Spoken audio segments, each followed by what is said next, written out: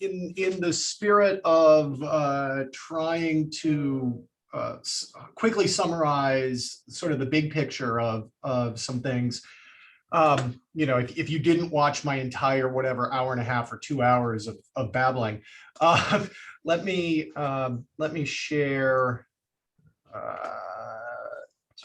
Why is my computer doing this? Okay, there we go.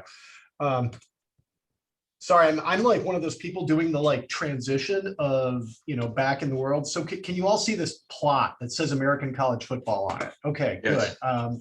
I'm in the middle of a move and I'm not at the computer I'm used to being at. So we'll see if this works. So I think the big picture story, and I love the fact that this ties into some of what John was doing. I don't have, I think, I'm not quite as brave as he is to code in public, but I'm happy to pull up a notebook where I already know that the code worked. And I think, you know, his mentioning the fact that resolution parameters are now or natively available inside of iGraph, well, almost natively available inside of iGraph if you're willing to load up the development branch of iGraph, or just wait a little bit while longer for our iGraph 127. These should be in here. The main idea is that now there is a resolution parameter. And so the big picture of what I try to walk through in my presentations is that if you want to go find communities in your data, and always sort of do so with and I think I really encourage you to do so with an idea of, you know, why, what's interesting about finding communities in my data, then you want to be very aware of this resolution parameter that's there, because there's a whole bunch of different cluster underscore insert word here options inside of our iGraph. And some of those get walked through in my old 2019 materials. But the one of them that in the newest version of our iGraph has a capability for handling a resolution parameter is there's a new cluster Leiden function. And if you don't have a cluster Leiden function in your iGraph, it's because you don't have the latest screaming version, latest bleeding edge version of this. But it now has this resolution parameter option in it. And I think that this American College Football Network that I go through and talk about in the lecture, but also here, this is just my notebook from the first part of my 2 parts of my lecture, is that what it shows here, right, is that as you vary this resolution parameter, which usually if you just use any of the other modularity based functions, the default is the value 1. I can't quite squeeze there we go, I can barely squeeze the gamma on this picture here. Importantly here, you can see that this is a really nicely structured example. And what happens if you have a very strong community structure in your network is that you can think of the gamma as just the knob on your microscope. And as you tune it up or down, you are at a different level of resolution or a different focus on different scales of resolution. And that resolution that you're focusing in on as you turn the knob might not have anything to do with the actual size of clusters in the network that you're looking at. So in this network, as we increase this gamma, we go through the default resolution parameter. The numbers of communities that we get with just little small changes in this knob, you know, they jump around rather dramatically. There's not a lot of robust answers here. But then suddenly you pop up over a value that's near 1.5, and for a very long range as you tune this knob, there is a very strong signal in this data that it likes splitting this thing into 12 clusters. And then after that, you get, if you sort of turn the knob too far, then this is going to take off again. And if you really crank up the knob, eventually all you end up doing is saying every node in your data is a community unto itself. But this is an example of like a really strongly well clustered example. And importantly, you can see that we wouldn't have accessed this community, this particular detailed community structure at the default resolution of 1. So all of those other functions that are in there, cluster Louvain, cluster walk trap, cluster spin glass is a special case, but we won't go into that, I guess. But A whole bunch of the cluster fast greedy, all of these other things that are modularity based are just taking this default value of 1, which isn't necessarily the right value here on this setting. Further up back at I sort of jumped to that bottom part of the diagram on a much more complicated, not obviously so clearly structured at a single specific scale. This is a far more common kind of picture that you might see in real data. This is an undirected version of the Enron email data set. So every edge here has had its direction removed because unfortunately that piece of the functionality of cluster Leiden hasn't been carried over into our iGraph yet. It's really just treating every edge the same, irrespective of who was the sender and who was the receiver of this email. But still, you can see that there's a little bit of an art to this decision. It's a little bit of a good community scales here are in the eye of the beholder. You might decide, okay, there's maybe something of a wider plateau here. The value of, again, note the default value of 1 is not on any of these little flat spots of the diagram where you get a constant number of communities for varying the knob. You might decide that in fact values of the resolution parameter smaller than 1 are reasonable. You might just want to split this data up into 10 or 9 or 8 communities. Or you might decide that you want to look at some of these plateaus up here. This one's a particularly broad one, somewhere near 20 communities. And then I think the other thing, in the absence of seeing questions starting to pile into the chat, I think the other big takeaway message from what I tried to espouse in best practices in the first part of the lecture is that we often, when we're doing community detection, if we've got a substantive reason to think that communities are going to be well aligned with a particular attribute, we might take that attribute and treat it as effectively a ground truth and see how well are our communities aligned with that ground truth. Or in a case like this, you might decide, okay, I want to look at community assignments in this plateau and in this other plateau down here, and I want to ask, well, how similar are those community assignments to each other? And it's really tempting to go looking for a one simple scalar measure that will rule it all for comparing one community to another, one community structure partition to another community structure partition, or a ground truth partition to the clusters that you've got here. But really, just like in any unsupervised clustering setting, even outside the network's context, and again, community detection is really, this modularity-based community detection is just a particular way of doing unsupervised clustering of your network data. I think it's really important to not just go seeking that one measure that's going to tell you, oh, this partition and this partition are similar at a particular level, and this one are similar at a particular level. Such measures exist. They're all over the place. There's normalized mutual information, adjusted mutual information. There's all sorts of different pair counting scores, and they're really useful. But if you're trying to understand what happened and compare in your data two partitions to each other, or a partition and a ground truth partition, just printing out the R by C contingency table can tell you so much more about what's going on in this data than just one score that tells you how close two things are. So for instance, in this Enron email data set here, I just happened to go and rerun at two values of gamma that correspond to two of those plateaus. And the one splits things into 20 communities, and the other one splits things into 16 communities. And you can take those two different labels or those two different partitions of nodes being labeled as members of these, in the one case 16 communities, and the other case the 20 communities. And the members, the contingency table here, right, is really powerful to you. Whereas I could have boiled all this down to one score, but I wouldn't have known what to do with that score. Instead, if I actually just look at this 16 by 20 table, it's pretty obvious what's going on in the comparisons between these two different sets of community labels, right? I mean, I can read straight across these things, and I'm like, community one is just the same 15 people in both the community one in the one partition and the community one in the other partition.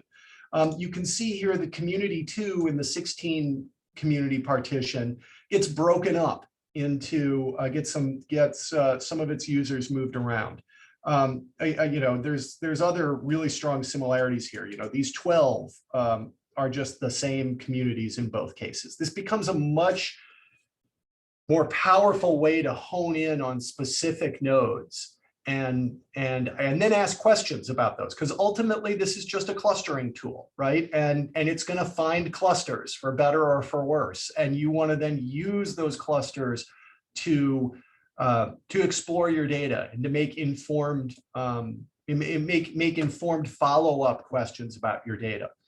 I think in the spirit of the power of that contingency table, I also came down, I thought somewhere right here. Yeah, so, I've been harping about how the default gamma equals 1 isn't always a useful measure.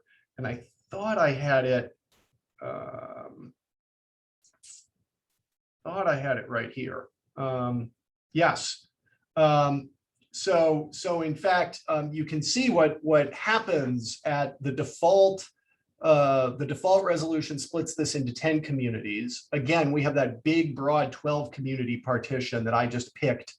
I just picked one of the gamma values that was in the middle of it. And so you can see what the default missed, that this big plateau saying that there were 12 communities found.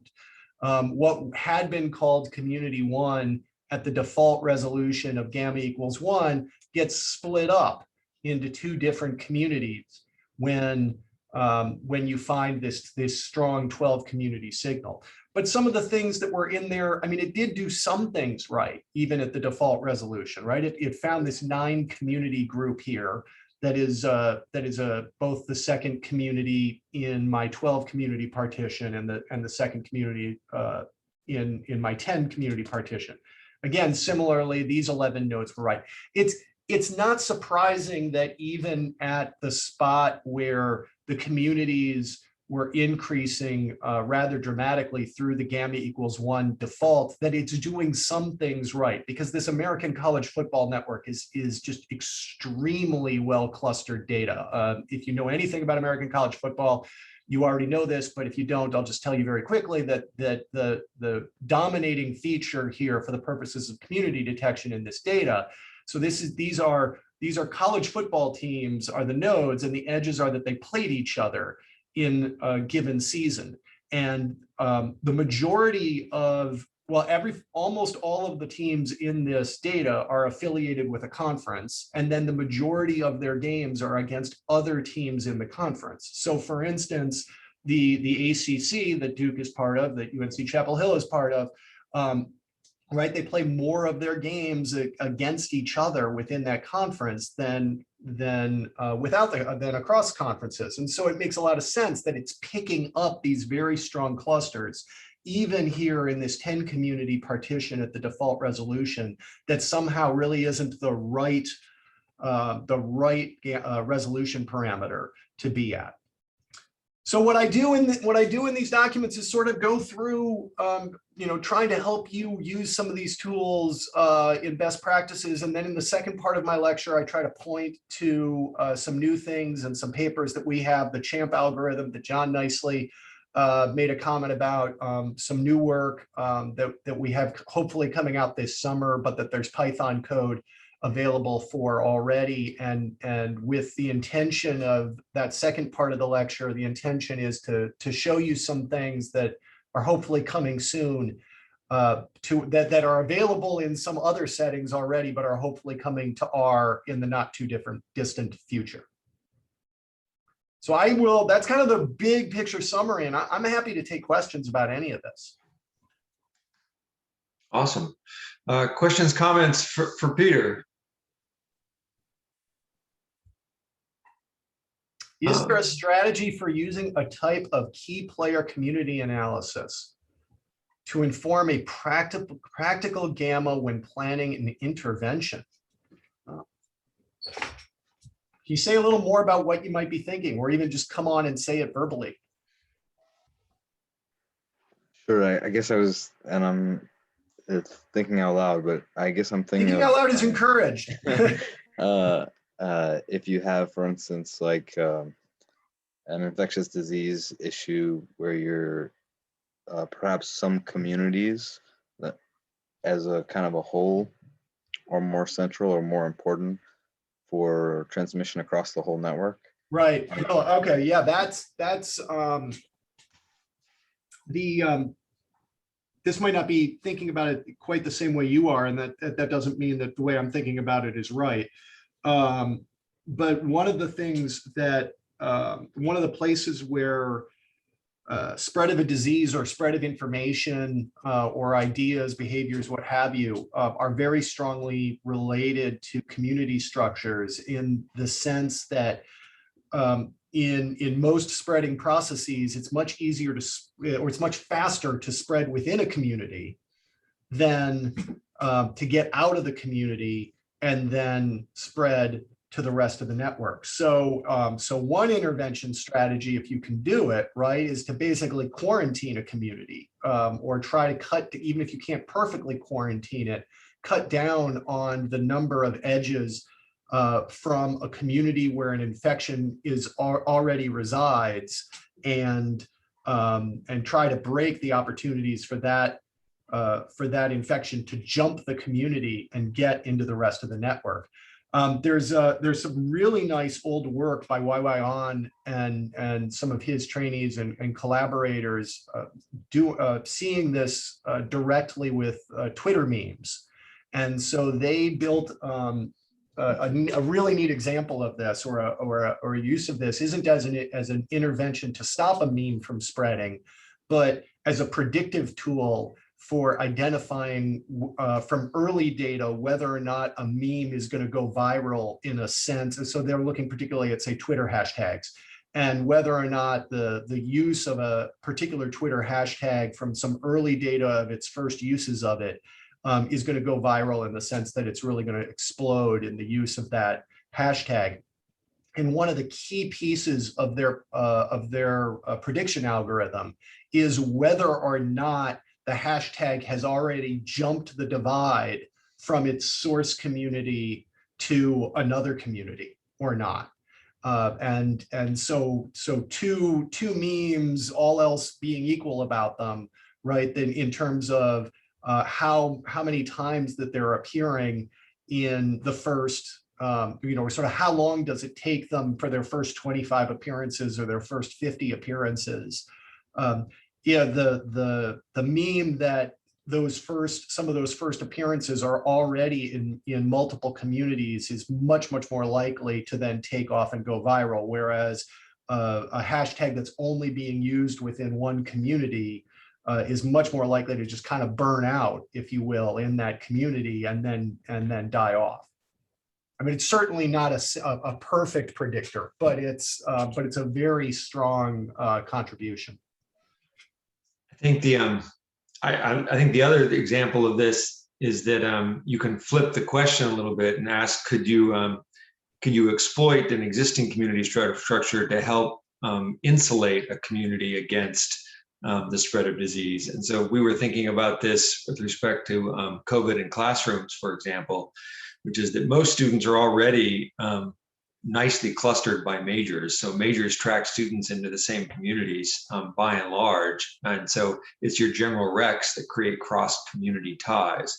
And so if you take your big classes and your general recs and you move those offline or off in person and make those in line, then the remaining in-person classes tend to be very highly clustered. And so you can actually develop a hybrid structure for administrating, for segregating your community in a way that would be protective against the spread of a disease in that way. Yeah, which makes sense, because it becomes not just the how many students are in these classes. Certainly many schools just kind of imposed rules that there would be no in-person classes that are bigger than a certain size, and that's a very coarse measure. It's sort of treating not all courses that are of the same size are going to have the same the same ability to diffuse information, behavior, or in this case, disease across communities. Right. And it's also, I mean, you know, it's resource dependent on the setting, right? So some schools can afford to just say, everybody go home, and others like you need to move, right? So it's but I think that the questioners, I forgot who asked the question now, but I think Benjamin's intuition is right, that there is some set of, you know, that the extent to which communities become essentially the place where it goes fast, can you identify communities where you're going to get the most risk? I Right. suspect that the answer is yes, there will be like hubs or hub communities in the Marvel universe. It's the X-Men, it looks like, right? So you can identify that community, and if that community is removed, then it's done. And in the two-mode network of students to classes, it ends up being that the thing that's creating all the connectivity across the natural communities are your general recs. So there are ways to play back and forth between a diffusion question and a community question that I think is, well, that's the intuition between walk trap. Right. That's what it's doing. So. Well, and I like this conversation because I mean, I like the sort of thinking about it from different perspectives.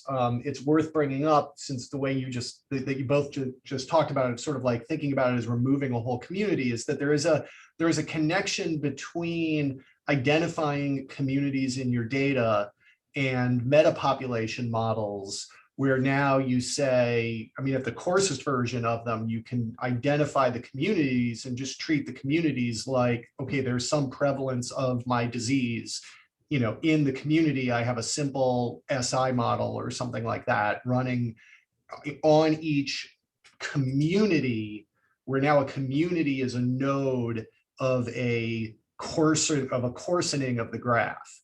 Right. And I didn't talk at all about, at least not in this not in the more recent lectures. I think I talked about some of this back in the 2019, the lectures from the 2019 workshop of what are some of the different heuristic algorithms that are used for identifying communities. One of them is this Louvain algorithm that John was using, and it actually even runs as a coarsening of the graph at its simplest level of understanding, or the cartoon level of understanding it. It starts with every node as its own community, and then it starts moving them together and putting them together in ways that improve this objective function that is being used to measure how good is your partition at splitting up the nodes into communities.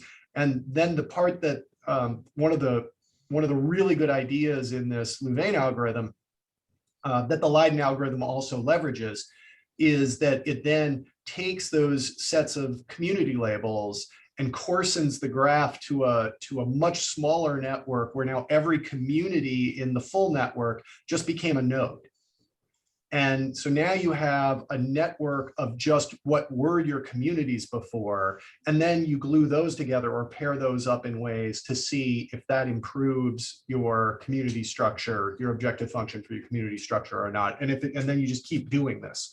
So that's part of why it runs so very quickly, because I mean, it can take, I don't do anything with giant networks in the data here, but I mean, people have used the Louvain algorithm on networks of hundreds of thousands and millions of nodes.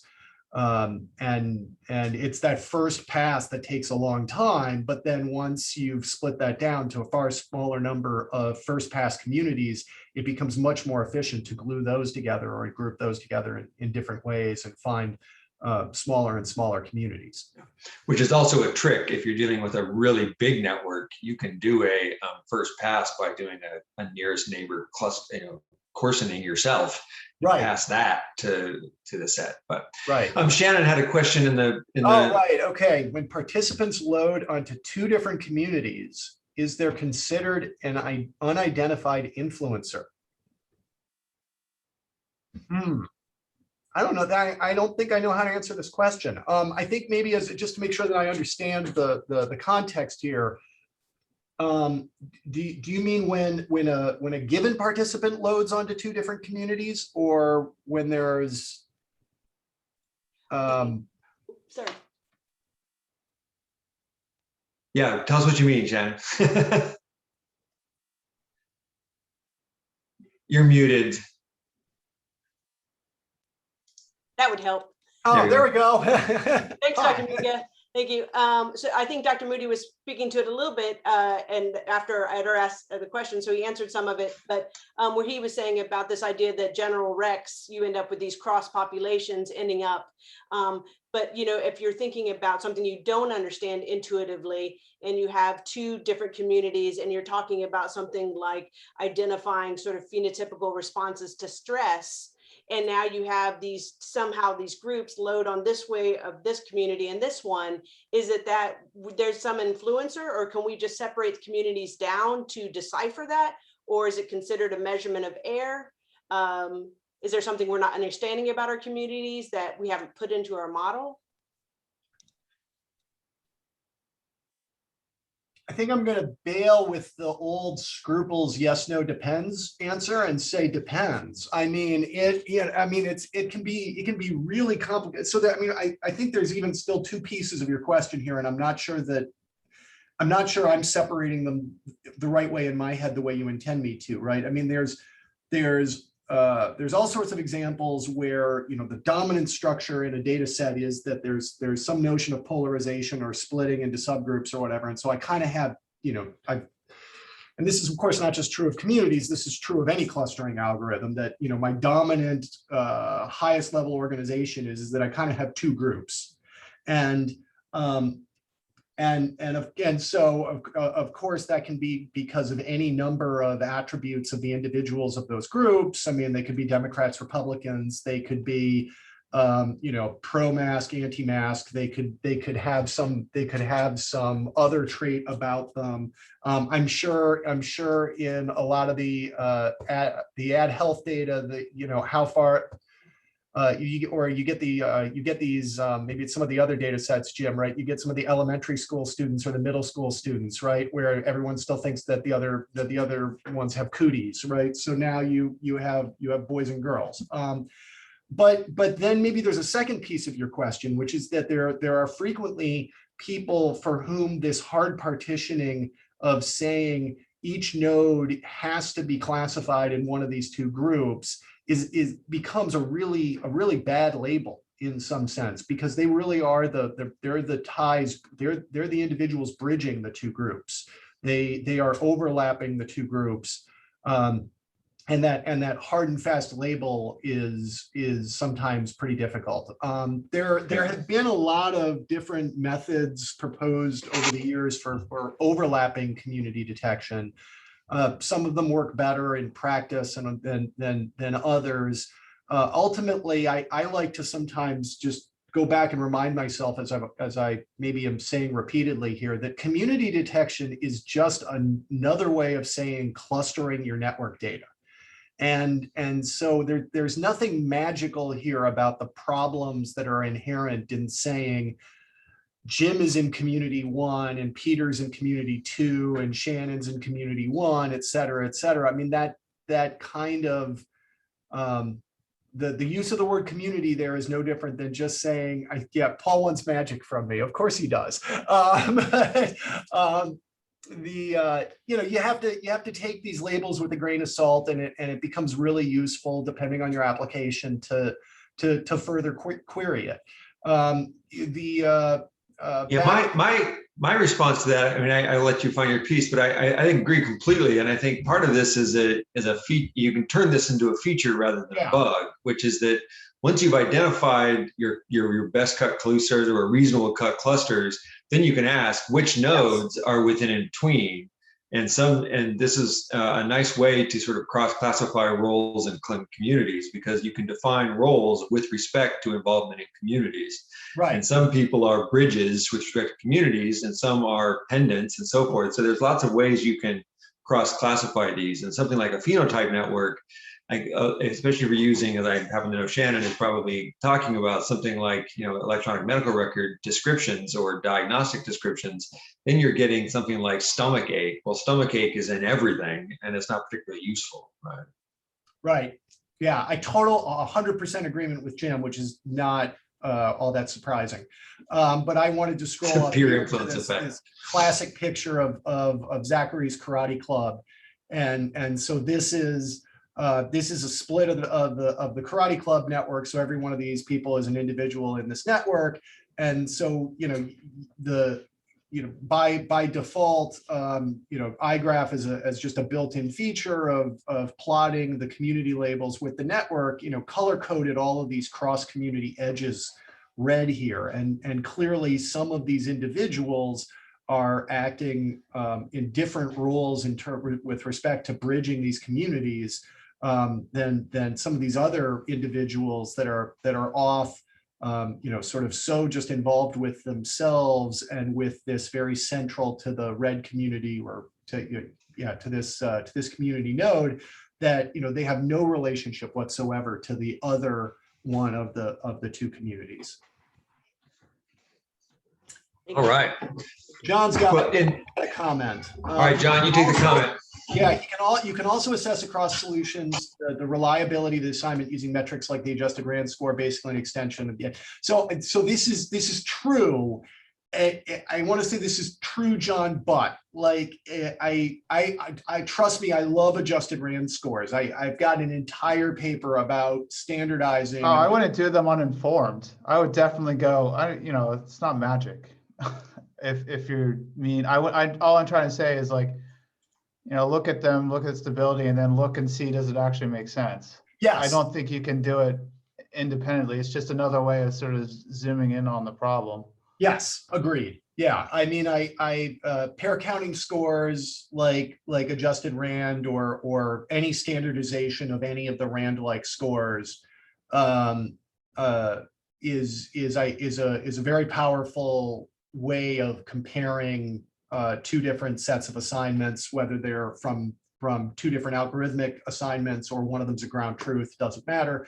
And certainly if you have lots of communities, I mean, what's lots? I don't mind looking at that 10 by 12 contingency table. Yeah, I really like that. If you had 100 by 1,000, you need to do something to coarsen this data down and focus on things. Okay, so I think that sounds like we need a whole day on community detection next year. Well, you almost have that from my lectures that went on a long time. So there's a lot of material in there, and I'm happy to receive other questions. Just reach out to me. I definitely don't mind talking about community detection. Awesome. Well, thank you, Peter, and we really appreciate you stepping up and doing this. Thank you for having me. Folks, we have a schedule for a 30-minute break. Let's go ahead and take it a 25-minute break. We'll come back after a quick lunch/snack and see you all at 12:10 Eastern.